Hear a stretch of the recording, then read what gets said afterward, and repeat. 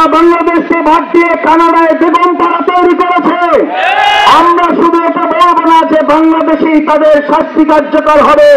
পৃথিবীর যে প্রান্তে থাকুন সেখান থেকে ধরে নিয়ে এসে শাস্তি কার্যকর করা হবে।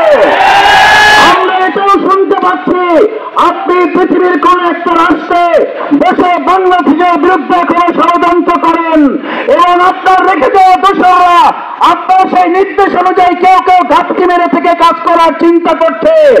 আমরা আজ পরশুরামবাসীকে দায়িত্বহীন কণ্ঠে বলে যেতে চাই, আপনি 15.5 বছর রাষ্ট্রের সব কিছুকে কাজে লাগিয়ে আমাদের জীবন এবং রক্তের আদর্শের কাছে পরাজিত হয়েছেন। ঘাটতি মেরে ষড়যন্ত্র করে আর আপনি সফল হতে পারবেন না।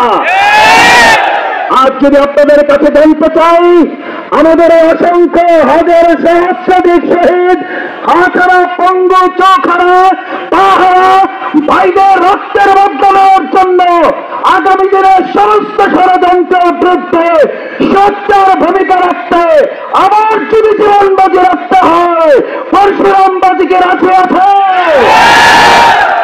আসুন আমাদের ভাইদের রক্তের রাজধানীতে জীবন হাত বরাবর এই প্রতিশোধ গ্রহণ করায় ইতিবাচক ভাবে আমরা রাষ্ট্র গঠনের মধ্যে দিয়ে এর প্রতিশোধ দেব ইনশাআল্লাহ, সেই প্রত্যাশা ব্যক্ত করে আমার সবাইকে ধন্যবাদ জানিয়ে আমার কথা শেষ করছে।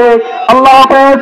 বাংলাদেশ জিন্দাবাদ, বাংলাদেশ জামাত ইসলামী জিন্দাবাদ, ফেনী পরশুরাম উপজেলা জিন্দাবাদ। আসসালামু আলাইকুম ওয়া রাহমাতুল্লাহ।